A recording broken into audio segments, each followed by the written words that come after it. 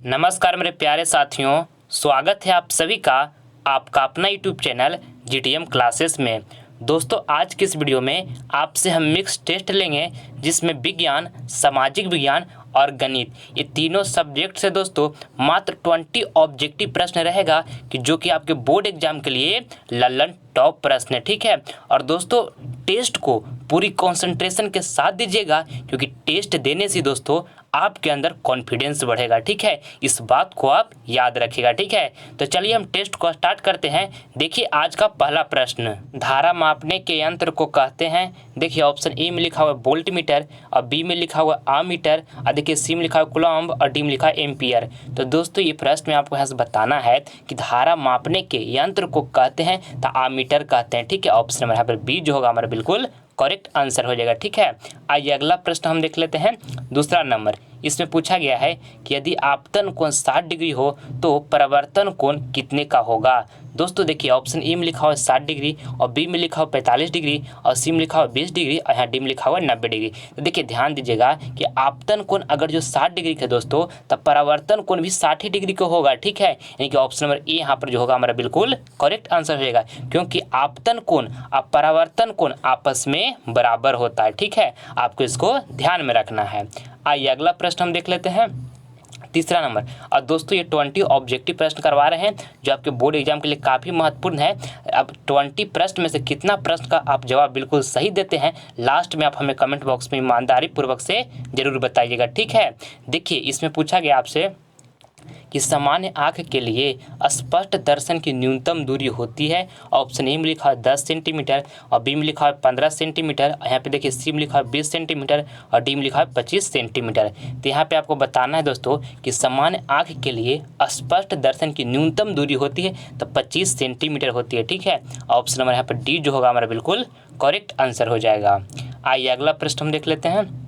चौथा नंबर, पुतली के साइज को नियंत्रित करता है। ऑप्शन ए में लिखा हुआ है पक्षमाभि, और बी में लिखा है परितारिका, और सी में लिखा है नेत्र लेंस, और डी में लिखा है रेटिना यानी कि दृष्टि पटल। ठीक है, तो यहाँ पे आपको बताना है दोस्तों कि पुतली के साइज को नियंत्रित करता है तो परितारिका करता है। ठीक है, ऑप्शन नंबर यहाँ पर जो बी होगा हमारा बिल्कुल करेक्ट आंसर हो जाएगा।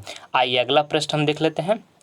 पांचवा नंबर, पहले दोस्तों आपको सारा प्रश्न के जवाब आप पहले खुद से सोचिए। ठीक है, आप उसका आंसर खुद से सोचिए और इसके बाद आप हमारे आंसर को देखिए। ठीक है, क्योंकि टेस्ट दोस्तों देने से आपके अंदर कॉन्फिडेंस बढ़ेगा। ठीक है, देखिए इसमें कहता है कि नर युग्मक एवं मादा युग्मक के संकलन को कहते हैं। बताइए इसका राइट आंसर क्या होगा। ऑप्शन ए में लिखा है निषेचन, बी में लिखा है अंकुरन, और सी में लिखा हुआ है परागन, और डी में लिखा हुआ किण्वन। तो यहाँ पे आपको बताना है कि नर युग्मक एवं मादा युग्मक के संकलन को कहते हैं तो निषेचन कहते हैं। ठीक है, ऑप्शन नंबर यहाँ पर ए जो होगा हमारा बिल्कुल करेक्ट आंसर हो जाएगा।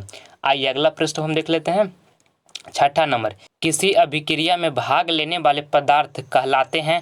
ऑप्शन ए में लिखा हुआ है ऑक्सीकारक, और बी में लिखा हुआ है अबकारक, और सी में लिखा है अभिकारक, और डी में लिखा है प्रतिफल। तो दोस्तों ये प्रश्न में आपको यहाँ से बताना है कि किसी अभिक्रिया में भाग लेने वाले पदार्थ कहलाते हैं तो अभिकारक कहलाते हैं। ठीक है, ऑप्शन नंबर यहाँ पर सी जो होगा हमारा बिल्कुल करेक्ट आंसर हो जाएगा।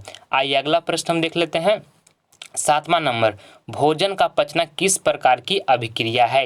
ये प्रश्न दोस्तों आपके बोर्ड एग्जाम के लिए काफ़ी महत्वपूर्ण है। ऑप्शन ए में लिखा हुआ है अपचयन, बी में लिखा है उपचयन, और सी में लिखा है संयोजन, और डी में लिखा हुआ है विस्थापन। तो आपको बताना है कि भोजन का पचना किस प्रकार की अभिक्रिया है तो उपचयन है। ठीक है, ऑप्शन नंबर यहाँ पर बी जो होगा हमारा बिल्कुल करेक्ट आंसर हो जाएगा। ठीक है, आइए अगला प्रश्न हम देख लेते हैं। 8 नंबर, इससे पूछा गया है कि दांतों को साफ करने के लिए दंत मंजन यानी कि टूथपेस्ट प्रायः होता है। ऑप्शन ए में लिखा है क्षारीय, बी में लिखा है अम्लीय, और सी में लिखा है लवण युक्त, और डी में लिखा है इनमें से कोई नहीं। तो दोस्तों ये प्रश्न में आपको बताना है कि दांतों को साफ करने के लिए दंत मंजन यानी कि टूथपेस्ट प्रायः होता है तो क्षारीय होता है। ठीक है, ऑप्शन नंबर यहाँ पर ए जो होगा हमारा बिल्कुल करेक्ट आंसर हो जाएगा। आपको इसको अच्छी तरीके से याद रखना है। देखिए अगला प्रश्न हम देख लेते हैं।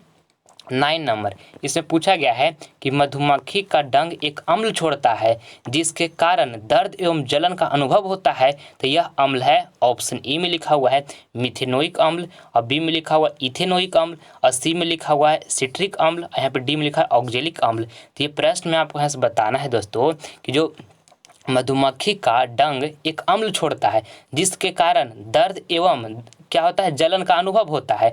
तो यह अम्ल क्या है, तो मिथेनोइक अम्ल ये होता है। ठीक है, ऑप्शन नंबर यहाँ पर ए जो होगा हमारा बिल्कुल करेक्ट आंसर हो जाएगा। आइए अगला प्रश्न हम देख लेते हैं।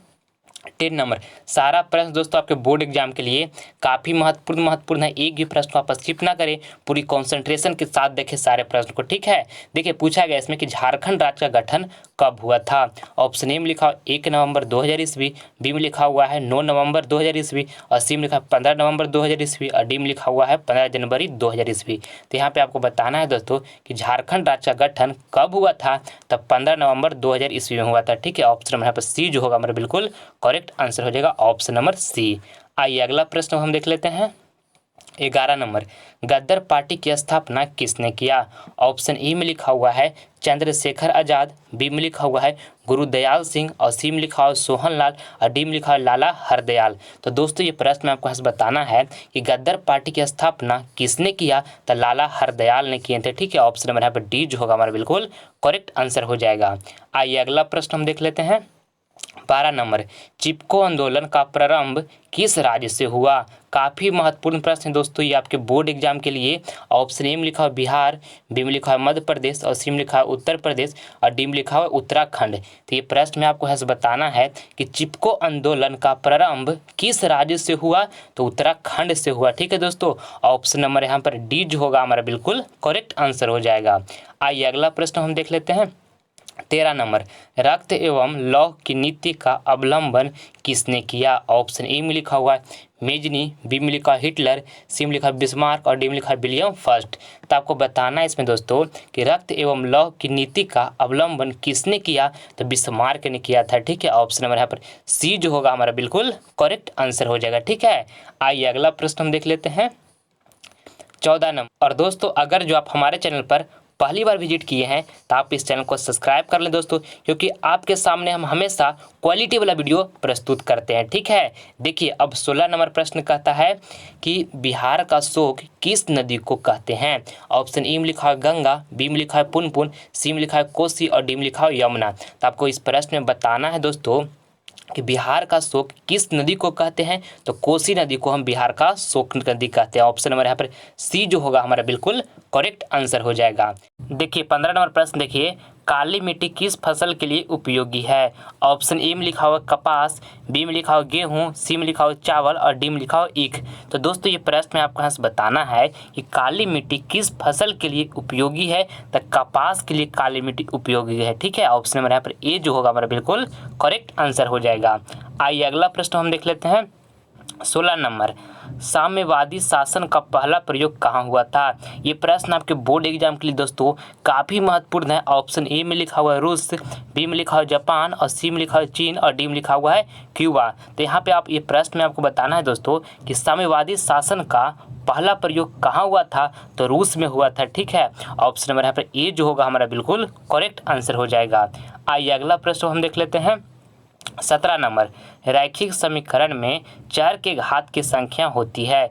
देखिए ऑप्शन ए में लिखा हुआ 1, और बी में लिखा हुआ है यहाँ पे 2, और सी में लिखा है 3, और डी में लिखा है इनमें से कोई नहीं। तो आपको बताना है दोस्तों ये प्रश्न में कि रैखिक समीकरण में चर के घात की संख्या होती है, तो चर की घात की संख्या रैखिक समीकरण में 1 होती है। ऑप्शन नंबर यहाँ पर ए जो होगा बिल्कुल राइट आंसर हो जाएगा। और दोस्तों द्विघात समीकरण में चर की घात की संख्या कितनी होती है, 2 होती है, आपको ध्यान रखना है। और त्रिघात समीकरण में चर की घात की संख्या कितनी होती है, 3 होती है। ठीक है, साथ में आपको इसको याद रखना है। आइए अगला प्रश्न हम देख लेते हैं। 18 नंबर।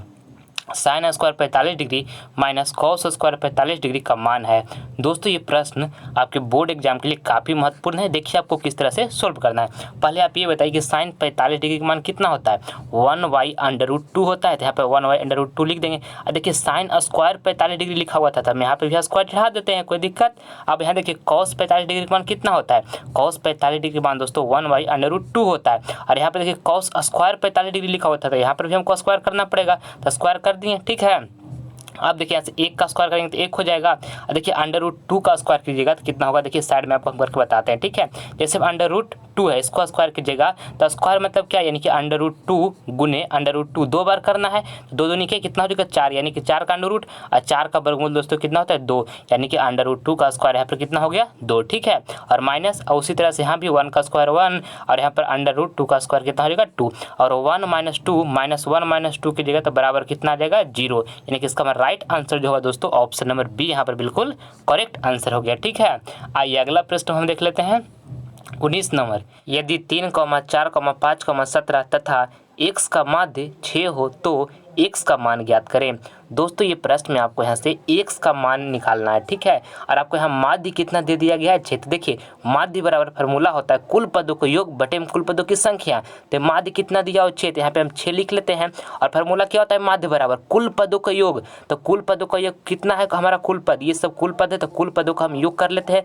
3 + 4 + 5 + 17 प्लस में कितना x, कुल पदों का योग कर लिए। अब बटन क्या करना है कुल पदों की संख्या, तो कुल पद की संख्या कितना है 5 है, तो यहाँ पर 5 लिख लिए, ठीक है।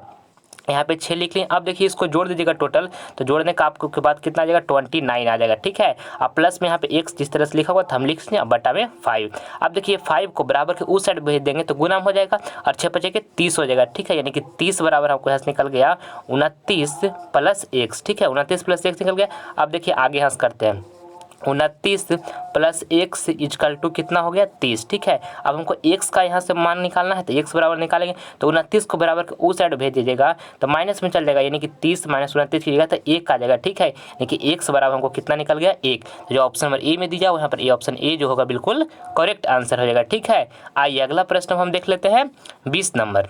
√1 + tan² a = 62।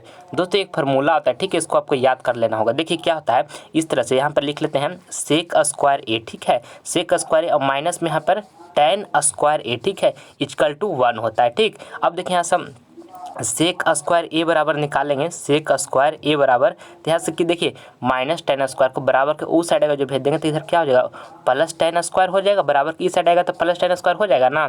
अब देखिए यहाँ पे केवल हम sec a लिख लेते हैं, स्क्वायर जो था बराबर के उस साइड इसको भेज देते हैं, तो बराबर के इस साइड अगर जो स्क्वायर को हम भेज देंगे तो क्या यहाँ पर आके क्या यहाँ पर वर्गमूल हो जाएगा, यानी कि अंडर रूट चढ़ जाएगा। तो देखिए sec a बराबर क्या हो गया 1 + tan² a, तो आपको यहाँ से 1 √1 + tan² a बराबर बताना है, तो क्या होता है sec a होगा, ठीक है। ऑप्शन नंबर यहाँ पर बी जो होगा हमारा बिल्कुल करेक्ट आंसर हो जाएगा। और देखिए 2 फार्मूला और होता है, इसको भी आपको याद कर लेना है, आपके बोर्ड एग्जाम के लिए काफ़ी महत्वपूर्ण है। sin² थीटा होता है, प्लस में क्या होता है sin² थीटा, प्लस में cos² थीटा = में 1 होता है, ठीक है। एक और होता है फार्मूला, इसको भी आपको याद कर लेना है कि cosec² थीटा माइनस में होता है cot² थीटा = 1 होता है, ठीक है। ये तीनों फार्मूला को याद कर लेना है, 2 को अभी बताएं और एक पहले बताएं, ठीक है।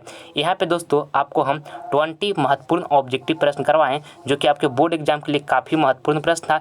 20 प्रश्न में से कितना प्रश्न का जवाब बिल्कुल सही दिए हैं कमेंट बॉक्स में आप करके हमें जरूर बताइएगा, ठीक है।